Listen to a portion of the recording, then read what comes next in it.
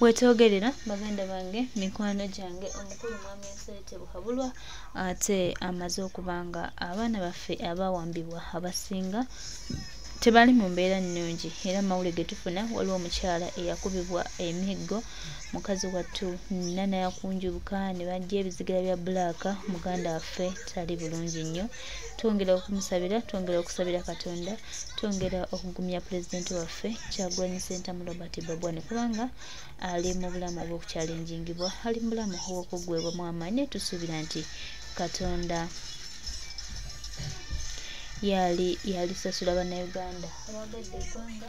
abakuumi okulaba nga tutereeza buli kimu era bakola buli kimu ekisoboka okulaba nga tulina ekyenjawulo kyetwegattako twongera baddukiza ne bategeeza nti tulogwanga lwasabini nga tutambulamu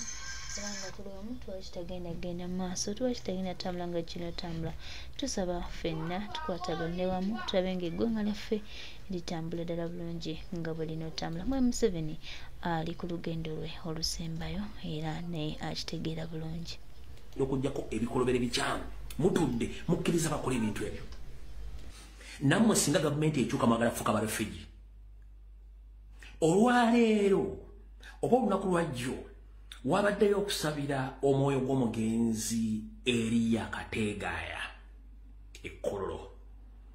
omu ku boogezi aba ayogedde nga mukwano nfanfe w'Eriya Kateegaya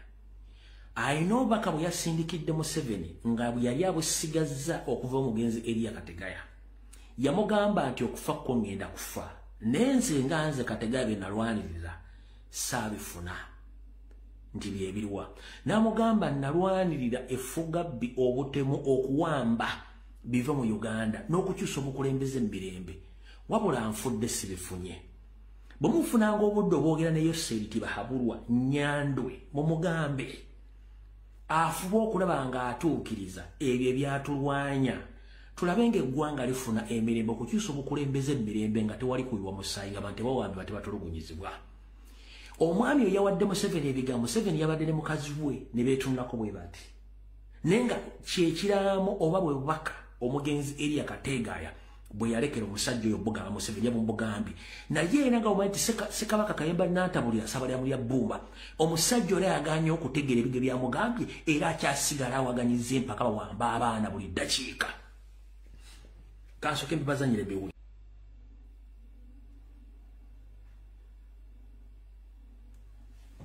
video zinatandika.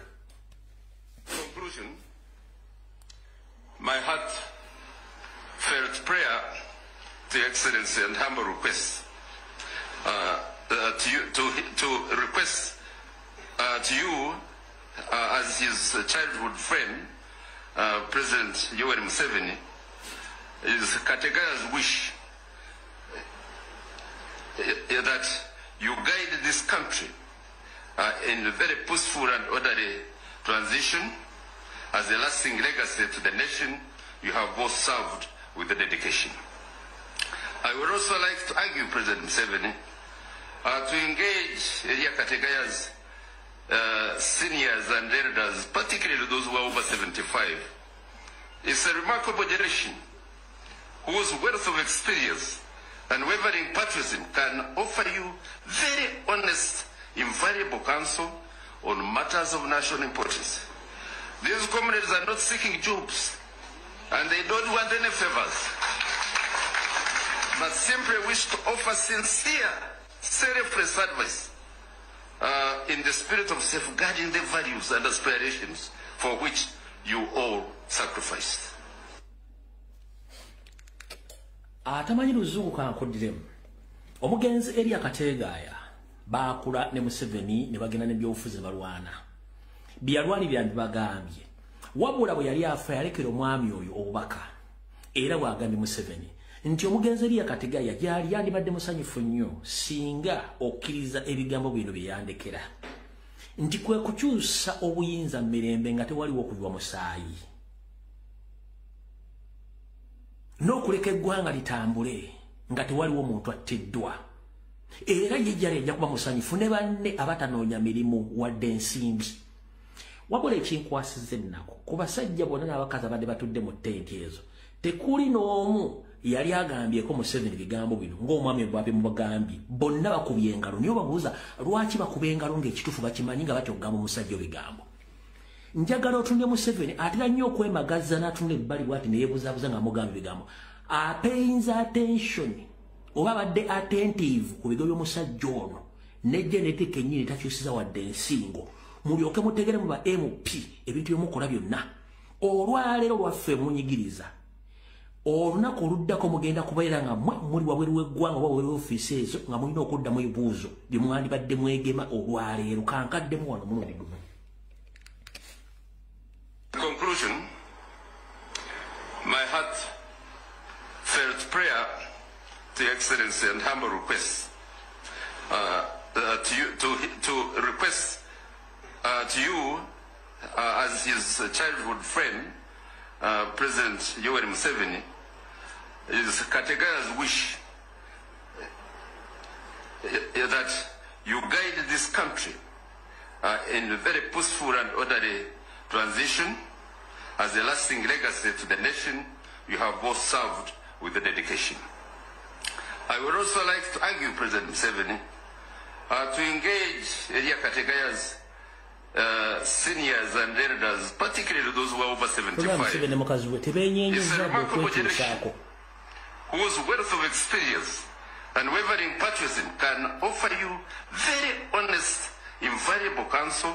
on matters of national importance. These comrades are not seeking jobs, and they don't want any favors, but simply wish to offer sincere, selfless advice in the spirit of safeguarding the values and aspirations for which you all sacrificed. Kati bw'omala okuwulira ebigambo ebyo n'obitegeera bulungi nnyo bakomedi baffe abaakubwa ne bawambibwa kooti ebadde ya mukisa n'ebata naye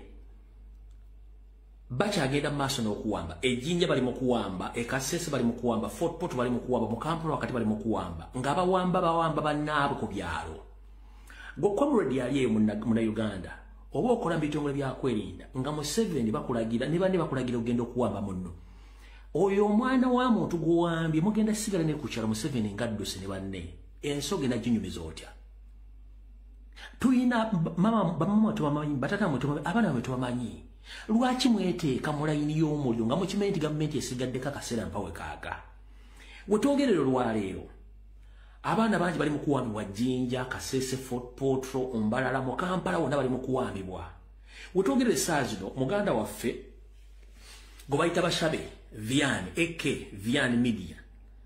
yawambiddwa nga bamulumbye mu maka ge gy'abadde akolera nga ne drone eyamuwambye eri nnamba UBK 464 okusinziira ku mawulire ameekusifu okuva mu famire ye. Vian yatwaliddwa okuva e Hoima ku kifo ekitannategereka mu Kampala era kati ng'ali eba mutulugunya musajja attu mu military barracks nenga bamuwambye bonna bamulanga kuba nti abadde awagira Kyagulanyi n'okuba nti abadde afulumya attires oba ebyambalo bya National Platform ng'ate bo abasecurity bagamba nti babiwera by'amagye. Kati kino ekintu kijja bategeeza nti abawambibwa bangi n'abalala bagenda kuwambwa ne kati njala kulaga engeri Vian y'ono abadde akola emirimu gye musajja wattu bamuwambye naye okuwamba Vian maki bamukoze n'abalala bangi nnyo babawambye laba engeri gye bawambyemu Vian.